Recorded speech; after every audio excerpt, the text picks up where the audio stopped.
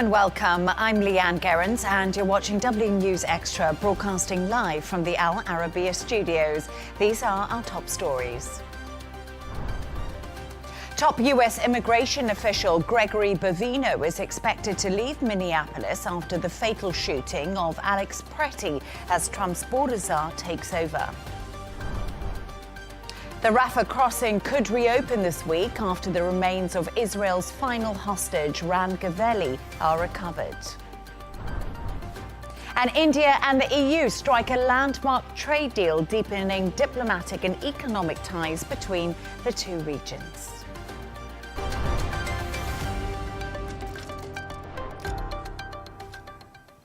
Now, U.S. Border Patrol Commander Gregory Bovino is expected to leave the U.S. city of Minneapolis following the second fatal shooting of a U.S. citizen by ICE. Bovino publicly defended the agents who fired at Alex Pretti, claiming the ICU nurse intended to massacre the federal agents. Writing on Truth Social, President Trump announced his border czar, Tom Homan, will now lead the operation in a major shift from the White House. Press Secretary Karoline Leavitt told reporters a review was now underway. Nobody in the White House, including President Trump, wants to see people getting hurt or killed in America's streets. This includes Renee Good, Alex Pretti, the brave men and women of federal law enforcement, and the many Americans who have been victimized at the hands of illegal alien criminals. Saturday's shooting remains under active investigation by Homeland Security Investigations and the FBI. The Customs and Border Protection is also conducting their own internal review. As President Trump said yesterday, the administration is reviewing everything with respect to the shooting, and we will let that investigation play out. But let's be clear about the circumstances which led to that moment on Saturday. This tragedy occurred as a result of a deliberate and hostile resistance by Democrat leaders in Minnesota. So I would like to discuss all of today's stories, and I'll be joined by Managing Director of This Is Dubai, Michael Jabri Pickett, and columnist and correspondent Gemma White. Michael and Gemma, great to have you both on the show. So Michael, we've been talking a lot about this shift in tone from Donald Trump that we're seeing over what's been happening in the US of recent times. But what do you think was the real turning point that made the immigration chief, Gregory Bovino, actually leave this role? I think it was a culmination of many different moments. There were the optics of what Donald Trump was seeing on TV. That's definitely number one. I think people have to remember that there are, of the Fortune 500 companies, 17 have head offices in Minnesota. And as a result of those men and women speaking out and letting Donald Trump know that they were displeased, when Donald Trump feels pressure from the White House, from CEOs, that's when he starts to feel the pressure. Also, polls, of course, are showing that most Americans disagree with how ICE is handling the situation. You have Chris Medell, who's a Republican, running in the primaries for governor of Minnesota. He has withdrawn because he's so disappointed and disheartened with how things are progressing within his party. The shooting, of course, of Renee Good, and the fact that we could all see the video, and then the shooting of Alex Pretti, and again, we could all see the video ourselves. You also have the comments from the White House. You have Stephen Miller talking about a would-be assassin. You have people talking about domestic terrorists, Kristi Noem. You have Kristi Noem and Bovino, who were essentially reading the same speech. And then I think another big issue for Donald Trump is that there were so many Republicans who were calling on social media for investigations. When you have all of those coming together to create a massive amount of pressure on the administration, eventually, no matter how determined you are to stick to your guns, pardon the pun, I think you're going to have to relent. And that's where they found one person, Bovino, who I guess can be a little bit of a sacrificial lamb. And maybe he can step away, maybe he's going to retire, maybe he's going to be fired, who knows. There's an awful lot of concern about his future from obviously some parties, others not so much concerned about his future. But it was, as I say, it was a culmination of all of these things that came together to make it almost untenable for Donald Trump to continue.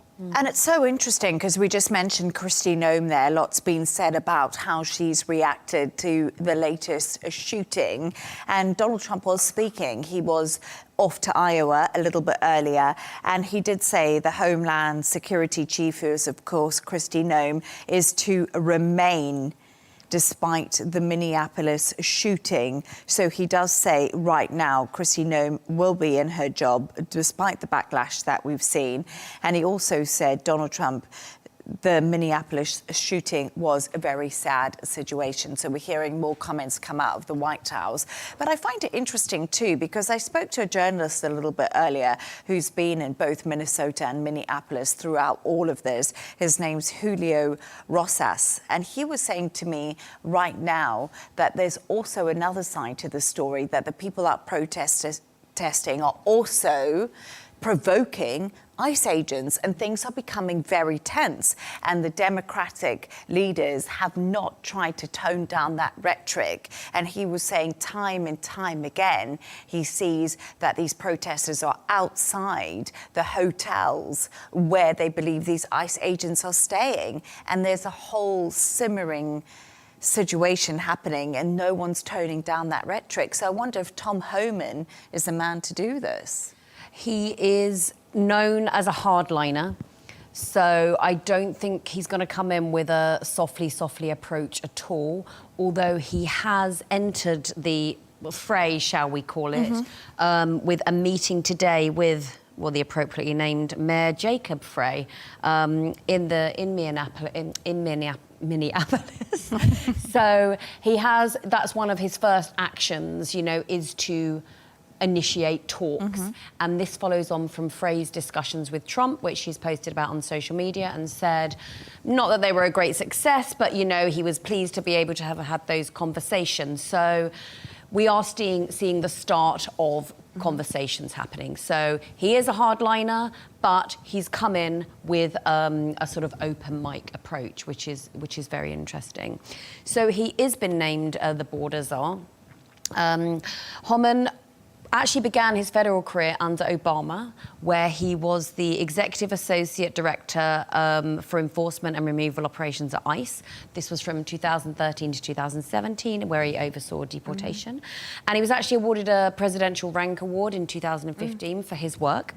Now, he joined Trump's first administration for quite a short time, early 2017 to mid-2018, and then he left to become a Fox News contributor.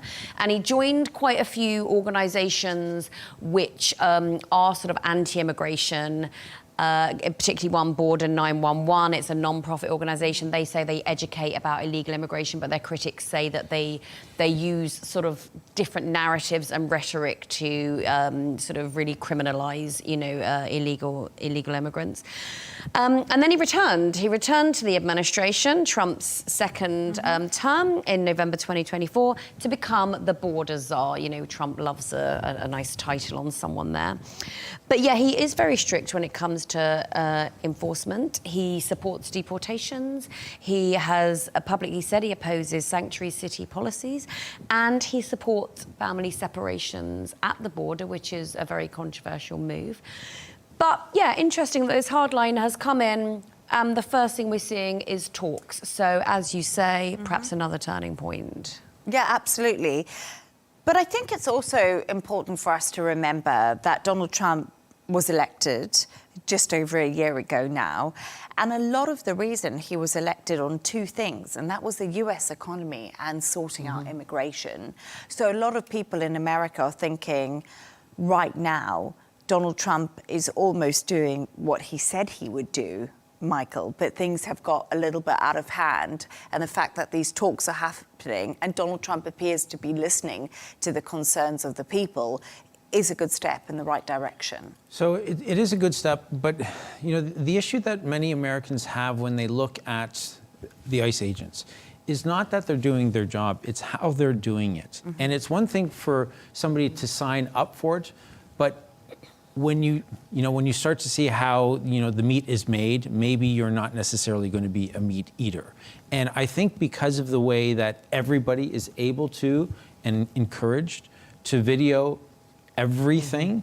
The administration can come out and say what happened in their narrative, but we can just watch the video and we can see for ourselves what happened, and we know that what they're saying is not true. So Americans definitely want immigration handled. And I would say this, granted, Barack Obama had 8 years, but he deported more than 3 million people. And at his peak, it was 36,000 a month on average, whereas Donald Trump's best month was last year, and it was 14,000. And a lot of that was under Tom Homan, as when he was, in the Barack Obama administration. So there is a way to do it, and this is what I think most Americans would have felt. There is a way to do it. There is a way to do it legally, and there's a way to do it so that it doesn't look so messy, and the optics don't look so bad, regardless of what side you're on. As well, and we were saying this earlier, the way they're dressed, the balaclavas and the mask covering their face, that's aggressive immediately. So obviously the protesters are kind of, I feel like, meeting them on their own terms. They're turning up in full tactical gear. They're turning up with their faces covered. And so, yeah, I do feel that's further inflaming the situation. And obviously the rhetoric coming out of the White House and out of the Democrats in the area where we're seeing these protests is inflaming it too, because Frey came out and he was pretty hard line in what he said, and it was very anti what the government was trying to do, and there has been discretion there. So the fact that we see conversations, I think, is a positive step forward. Absolutely, and I think both sides have to tone down the rhetoric, because what we do know is that, in civics class, Americans are taught to protest. Of course. And if it's something that you believe in, then you're going to learn how to do it even better. And when you do it even better, you become a little bit more aggressive. And is it legal to stand there and have your phone out recording everything that's happening? Yes. I would argue it's a little bit of a passive-aggressive move as well. I don't think any of us like to be in that situation, and I think it gets people's backs up. And the ICE agents, they're not trained to de-escalate situations. They're not like police officers trained in that same way. And so I think a lot of instinct kicks in. When you know you're in a hostile environment and someone starts recording you, it becomes like, should anybody have died? No, nobody would say that should have happened. But I think that if you're going to be acting as a professional protester, dealing with professional agents, there are going to be conflicts, and then unfortunately there are going to be tragedies. And it's been so interesting because we could talk about this story all evening, because Kash Patel, the head of the FBI, is also saying that these protesters are being funded to go out and to protest. And it's been such an interesting conversation happening in the US, these big divisions we see between the Democrats and Republicans. But I'm sure we'll discuss this story a lot more. Michael and Gemma, thank you so much for your thoughts on that. We're going to move on to another story now, and the remains of the last hostage held in Gaza have been recovered by Israel, delivering a key Phase 1 condition of President Donald Trump's Gaza peace plan. Police officer Ran Gavelli was one of the 251 hostages taken during the October the 7th attacks in 2023. The recovery could now see the reopening of the Rafah crossing between Gaza and Egypt, and that could be as soon as this week. Gemma, let's have a little bit of a reflection, because we're hearing the remains of the final hostage, who was Ran Gavelli, have now been taken back to Israel. Who was Ran Gavelli?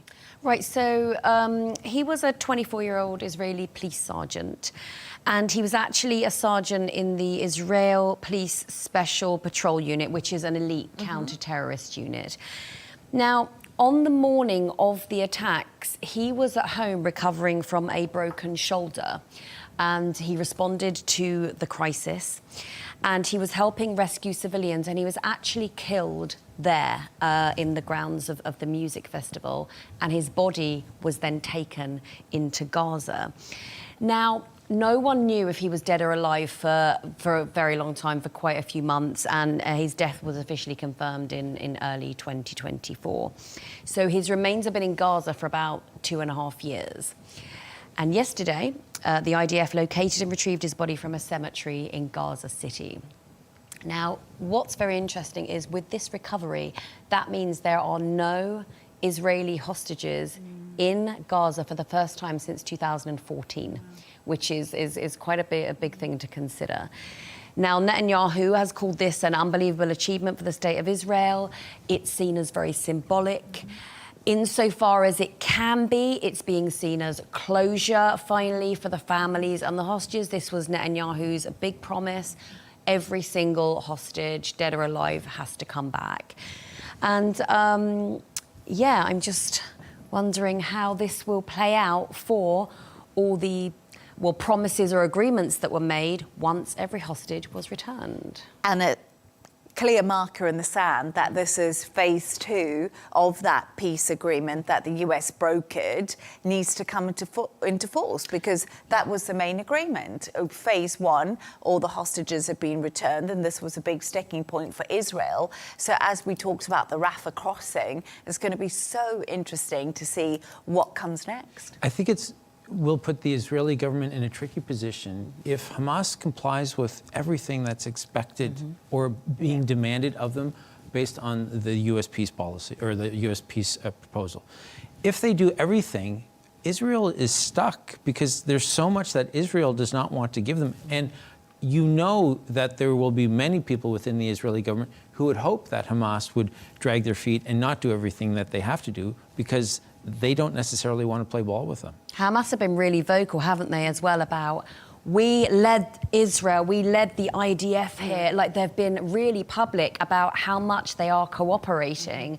I guess the question of disarmament is the thing that comes next. Absolutely. And I think the problem is, right now, the issue with disarmament is Hamas want IDF and the Israeli forces to move further out of Gaza before they make the decisions to give up their weapons too. But like we've spoken about it before, it takes years for a weapon amnesty. But it will be interesting how Hamas move into the next phase. And that's tricky. You know, if you are a militant group, terrorist organization that is resisting, and you give up all your weapons, what cards do you have left to play? And I think therein lies the problem, and that's why we're seeing this huge resistance come into play. But I also find it interesting because I did speak to somebody a little bit earlier, and his brother-in-law had been held in Gaza for nearly 800 days and was released after this brokered peace plan came into play.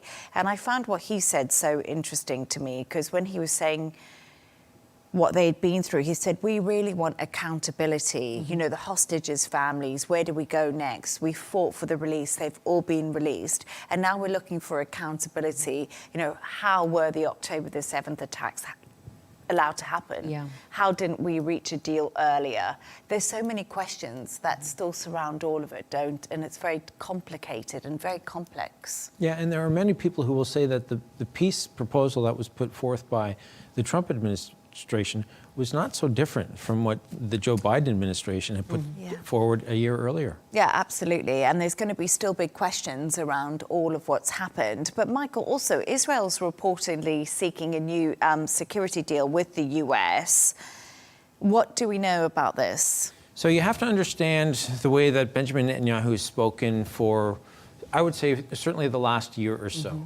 So the Financial Times reported on Friday through an interview with the outgoing chief financial advisor for the military and defense ministries that Israel recognizes that they receive so much aid, military weapons, as well as joint training exercises, as well as cash credits that essentially allow them to buy U.S. weapons, that because of the PR backlash that a lot of lawmakers in the U.S. are facing, they might not get a lot of the cash credits moving forward.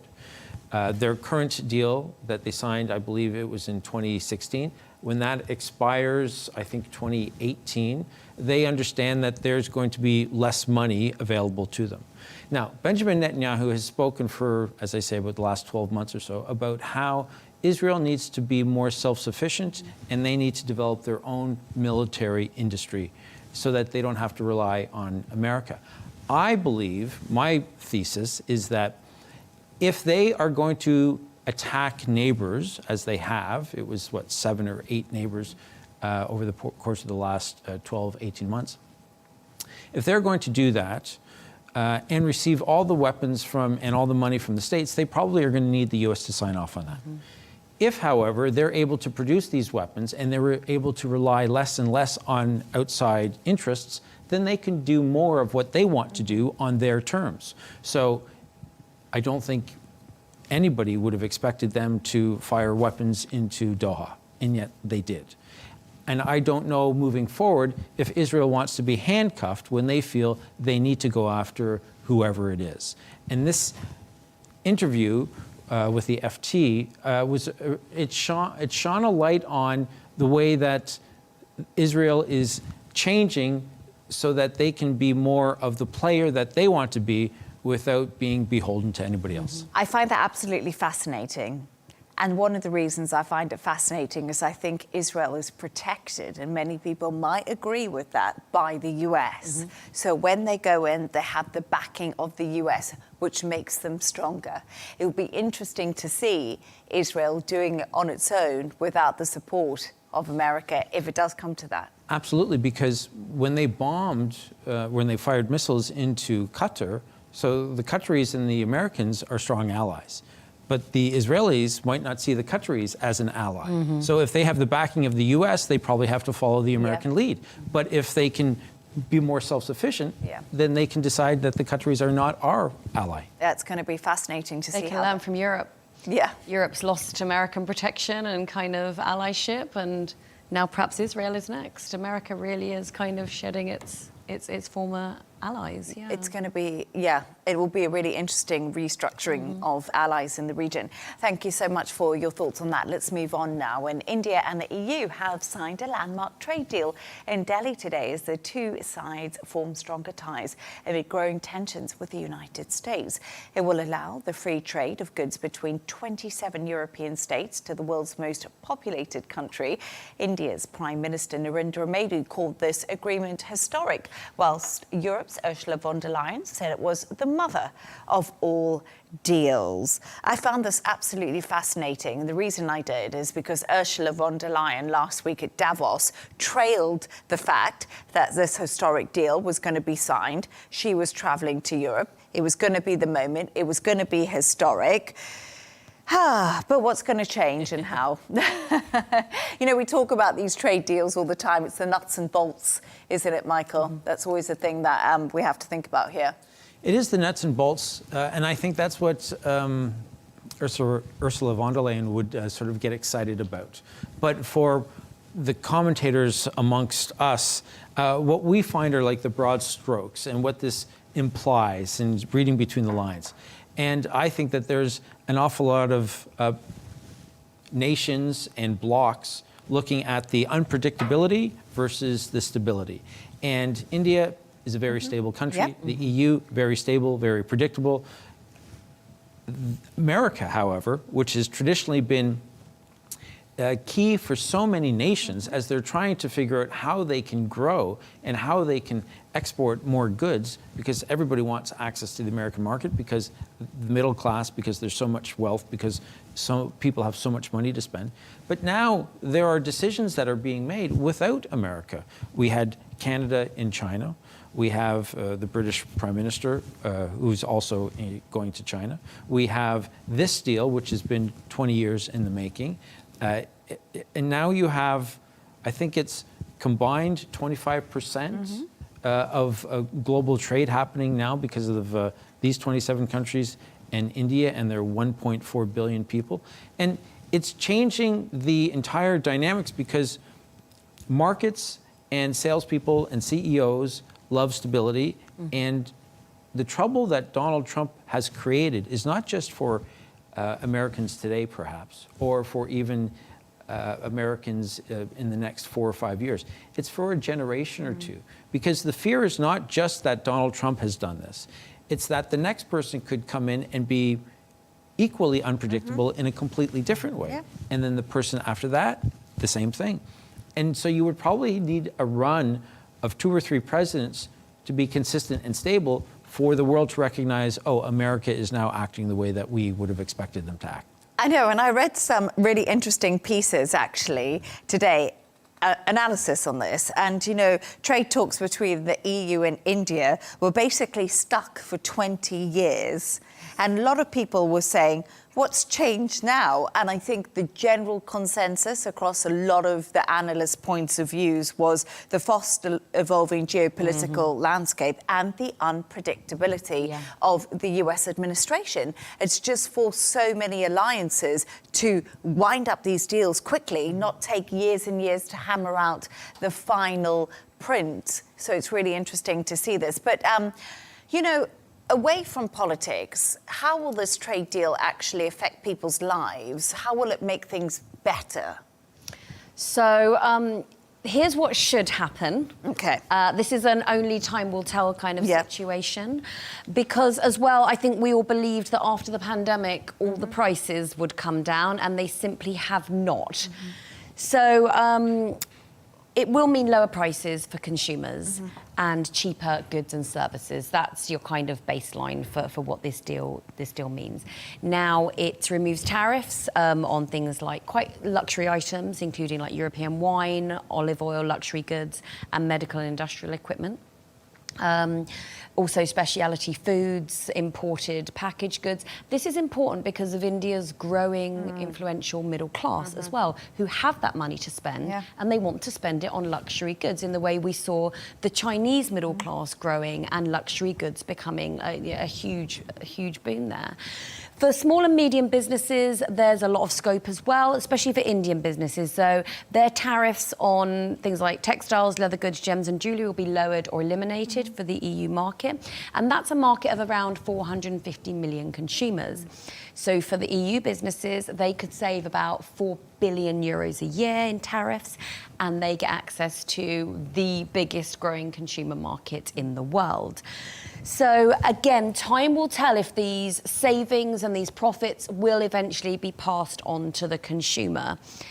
I think as well, we're strengthening economic ties, we're boosting trade, we're creating jobs here, and also, as you say, we're strengthening allyship and different alignments. And I think some of this trade deal is more strategic than it will be about the actual how much it will save people on the ground, because as we know, it takes years and years for these to implement and for the money to trickle down.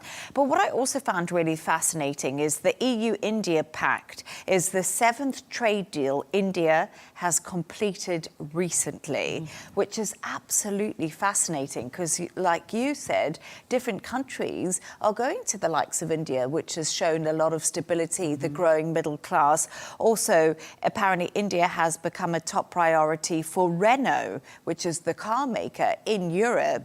And the French car maker's chief growth officers basically said this because of the accessibility of European Union firms after the trade deal. So we're going to see a lot of luxury cars going over to India, which I just think is something that's so interesting at the moment, especially for the European Union. Yeah, and when you have, you know, the US with their 350, 400 million people, or India with 1.4 billion. Now, not all of those people are, you know, in the middle class or upper class, but for European car makers that are trying to find new markets around the world, I'm sure that out of 1.4 billion people, there are a few who are going to want to buy, you know, a Mercedes. Absolutely. And also, of course, Donald Trump put really high tariffs on India, and a lot of that was over them buying Russian oil, and that's something that he didn't want them to do because of the war in Ukraine. And also, the EU was threatened with an extra 25% tariff over not agreeing to Greenland. So I think people are thinking, wake up, move quickly. And obviously we're seeing that here. Thank you so much for your thoughts on that. We're going to move on to another story now. And Timothée Chalamet, Emma Stone, Jessie Buckley and Jacob Elordi are among the BAFTA nominees for this year's ceremony. One battle after another does lead the nominations with 14 nods. Actor Alan Cumming will host the awards event in London, which is happening on the 22nd of February. I'm so glad you're here, Gemma, because yes. We're both glad she's here. We're both glad you're here. I'm the only one who watches films. She's the only one who watches films. Yes, yeah, okay. Michael and I have some general knowledge around the topic, but you're very general knowledge. But you, of course, are like the expert of all experts. So, what stood out to you after these nominations were announced? So the BAFTAs are quite a good indication of how the Oscars will go. That's why there's so much focus on them. They're not a crystal ball, but they can also show a sort of shift in narrative. Okay. So that's quite interesting because we saw Sinners absolutely dominate the Oscars with their nominations. And here the script has been flipped a little bit. So as an example of how the BAFTAs can be a precursor to what's going to happen at the Oscars. So all of last year's BAFTAs acting winners, Zoe Saldana, Kieran Culkin, Mikey Madison, Adrian Brody, went on to win in their categories at the Oscars. So that's pretty strong kind of contention.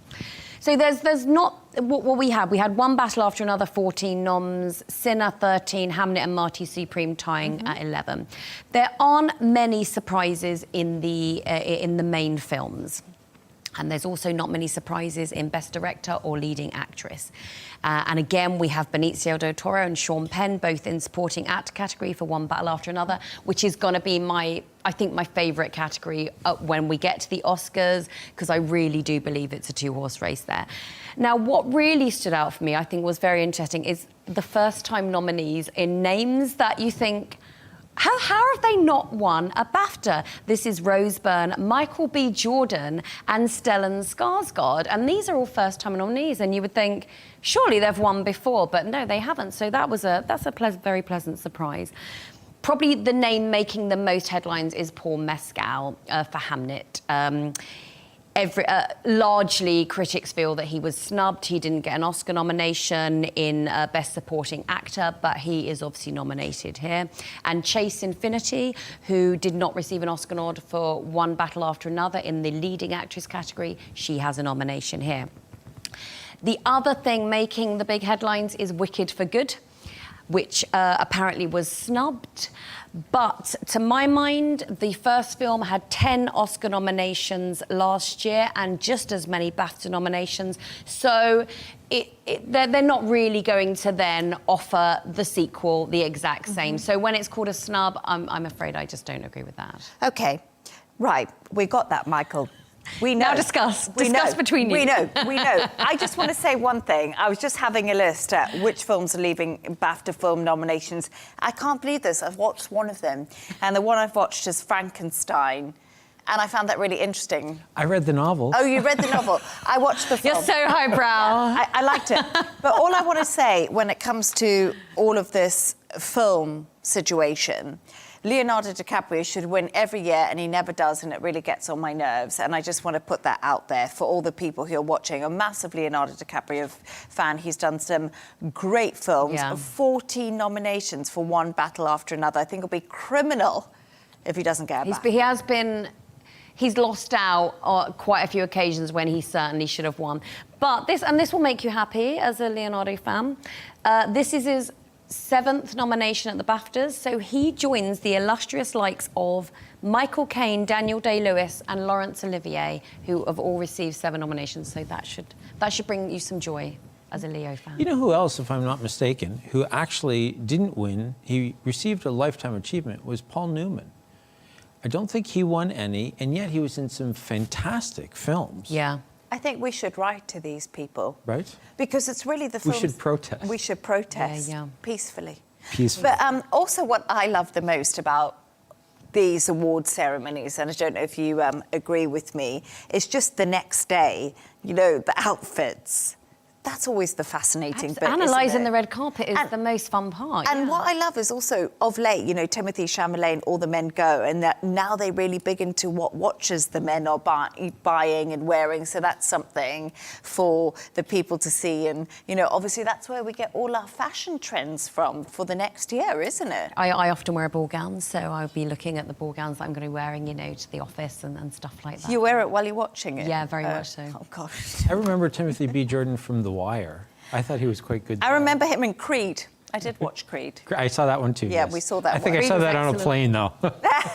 So did I. That's fine. It counts. So that's where you see your movies, on Netflix or aeroplanes? Yeah, exactly. But we only had the Oscar nominations last week, you mentioned that. What can the BAFTAs tell us about them? There always seems to be winners and losers. Michael, what's the story here? So I think the bigger issue here is that there shouldn't be a lot of surprises and there shouldn't be a lot of deviation. And I would argue that, I don't know how far back I would have to go, 30, 50 years maybe, perhaps. But today, everything happens pretty much at the same time for all of us. There's no longer a show or a movie that is incredibly popular in one corner of the world. A nice example of that is 2020 Parasite, a South Korean film, won Best Picture, and this was the first non-English language movie to win Best Picture at the Oscars. So who would have thought at a certain point, again, how many generations ago, that a South Korean film, which isn't even in English, would be nominated, or would be shown in America, never mind nominated and never mind actually win an Oscar. I think it changes, I think we just live in a very different world. And I'll give you another example of how interconnected we all are. So the BAFTAs are really just a second kick at the can for some of these actors and for the films. July 16th of last year, the Coldplay Kiss Cam. That's all I have to say. We know everything that ensued as a result. And that was an instantaneous global viral moment. And I think that's pretty much what happens with a lot of the films today. But they weren't having an affair. Well, Apparently they weren't. As it turns out, you know, because Coldplay Kiss I Cam. did do a little bit of research into that. And her husband came out a few days after that Kiss Cam moment, and he said that they had separated weeks before, and the divorce proceedings had already begun. So at least from her point of view. His point of view, I think it was a little bit Why did they murkier. hide then if she's separated? Because I don't think he was. Right.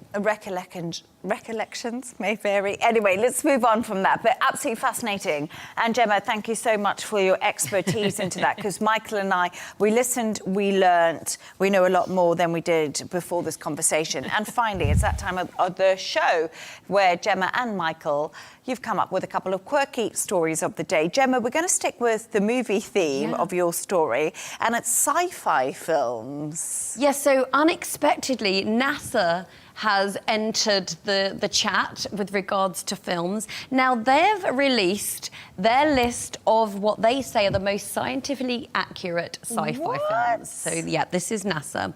I know what you're thinking, but Independence Day did not make the cut, okay? Oh, because it's going to be E.T. That would be amazing. Also, E.T., not War of the Worlds, not Men in Black. See, that would be awesome if they came out and said, "Yeah, we've got that Men in Black technology." Yes, that would be incredible, but, you know, unfortunately not.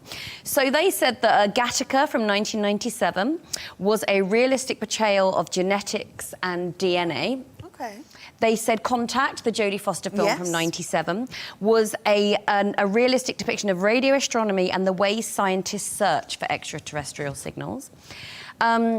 Metropolis, which is from 1927. Now, they said the film accurately anticipated ethical concerns about machines replacing human labour. So even just under 100 years ago. Wow. Now, this is my favourite one, The Day the Earth Stood Still, the 1951 version. Now, NASA says the film's portrayal of aliens as advanced but logical beings rather than monsters is accurate. And I thought, do they know something that we don't? Like, that was my main question Area there. 51. Exactly.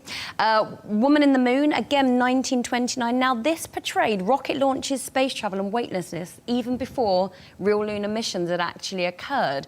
That's kind of fascinating. And then we had two more, The Thing from Another World, 1951, and of course Jurassic Park, 93, for its accurate explanation of DNA, genetics and chaos theory. 7 films, I've seen 1. Jurassic Park? Yeah.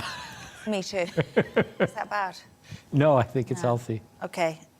Yeah. So if you want to know what NASA are up to, these are the films you should be watching. And to put your mind at ease, I haven't read any of the books. I've read a few good books.